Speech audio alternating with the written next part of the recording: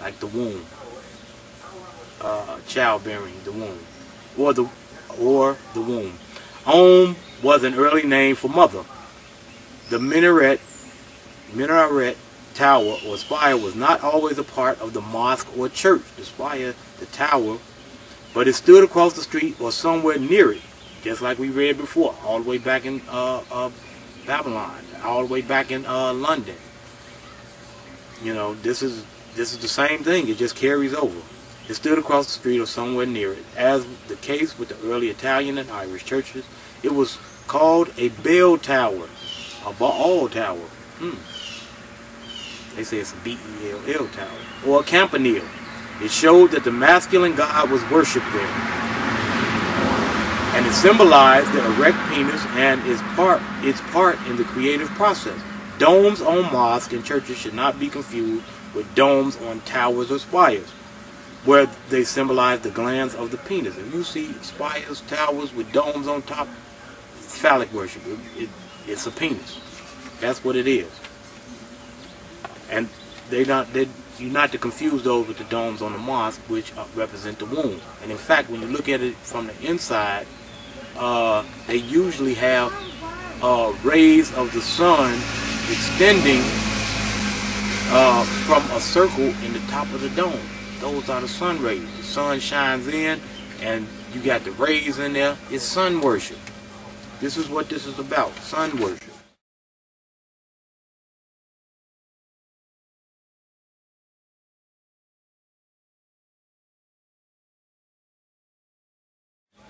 And I'm gonna post these pictures so you can see some of these domes from the inside and what they look like and how they got them painted. It's sun worship. It's clear what it is, but nobody's asking, so they're not gonna tell you.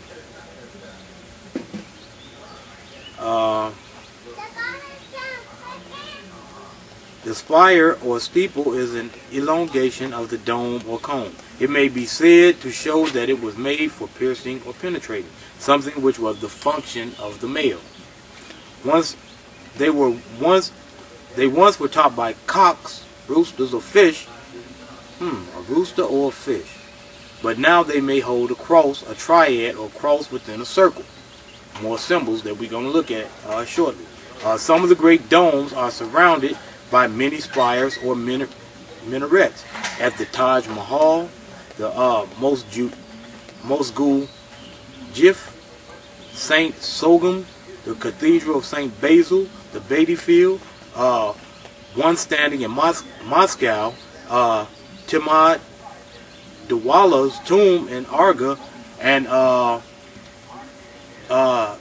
Lalice du Sucre in Paris. I got pictures of all these. I'll show you. I can't say it, but I'll post them for you. These domes, each with a number of spires or minarets, could be said to symbolize palandry. Now, palandry is the practice or condition of having more than one husband at one time, at the same time, more than one husband. It also compares to monandry. Among female animals, the habit or system of having two or more mates, either simultaneously or successively. That sounds like an orgy. It sounds like a bunch of men having sex with the same woman. It sounds like sex worship. It sounds like ritualistic sex. This is what it is. This is what it's about. This is what you're involved in. And if the mosque have this, that means Islam is involved in the same thing Christianity is involved in. It's the same worship. It's the same deception. And Islam is in agreement with the Pope, and Catholicism, the Imams are in agreement. They all worship the same God. The Pope is the leader of an ecumenical movement like this world has never seen. He gathered 160 leaders of the world's 12 major religions there in Assisi. Who was there? Snake worshippers, literally. Some snake worshippers. Fire worshippers. Spiritists, animists, Muslims, Hindus, Buddhists, North American Indian witch doctors. They're painting feathers, fetishes, and rattles, walking to the microphone, you know, to pray for peace. And he said, we're all praying to the same God. Our prayers are creating a spiritual energy, bringing about a new climate for peace. So there is an ecumenical movement. It won't just be the Catholics. I mean, you can see they're all joining the Catholic Church.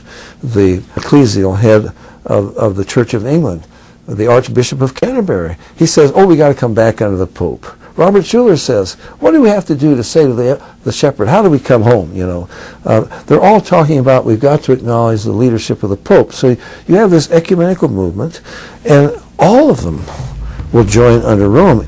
The ecumenical movement has compelled Pope John Paul II to put on the garments of paganism in more ways than one. The Pope kissed the Muslim Quran, a book that vehemently denies Jesus as the Son of God.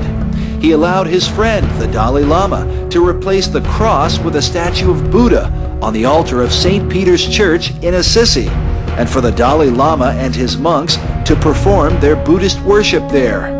The Pope even received the mark of Shiva on his forehead. Shiva is the Hindu god who is called the Lord of Death. Disturbing to some researchers is the fact that according to the Satanic Bible, Shiva is a synonym for Satan. You are correct. It is the sun. It is the sun god. It is Satan. That's what they're going to be telling you in the coming years. They already forming the one world government. They already having worldwide meetings, meeting together and saying the Wiccans, the Satanists, the Catholics, the Christians, the Muslims, all the different sects, the Jews, all of them are saying they worship the same God, and they do. And they do. And you do too.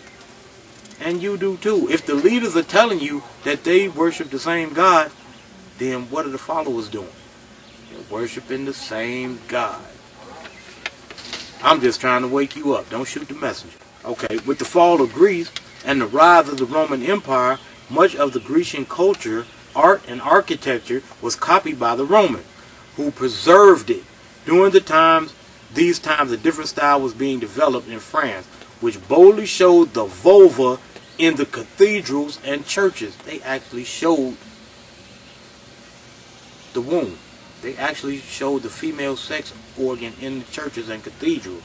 This was sex worship. This is what the pagans entered the true messianic belief and corrupted it.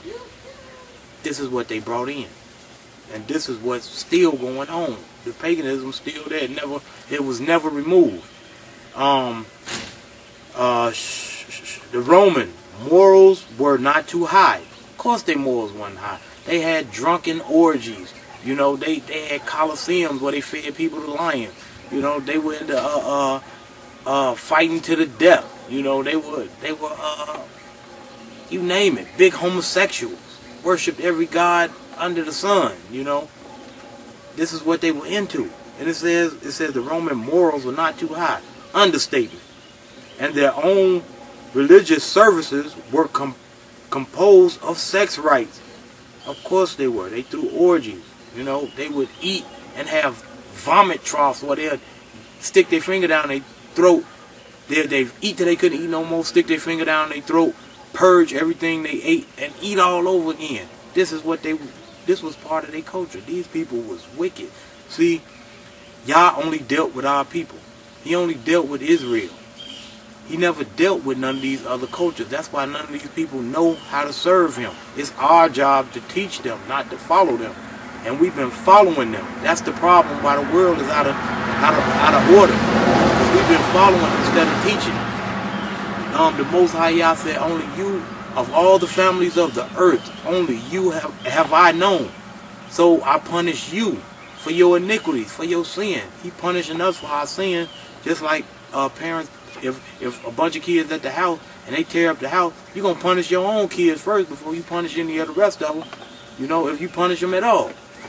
This is the same thing. That means Muhammad, that angel of light, Satan can transform himself into an angel of light. Gabriel came to Muhammad and gave him, dictated to him the Quran, and he told him to start this new religion. That's a lie. That was Satan. That was Satan, because the Most High wouldn't send his righteous Malachim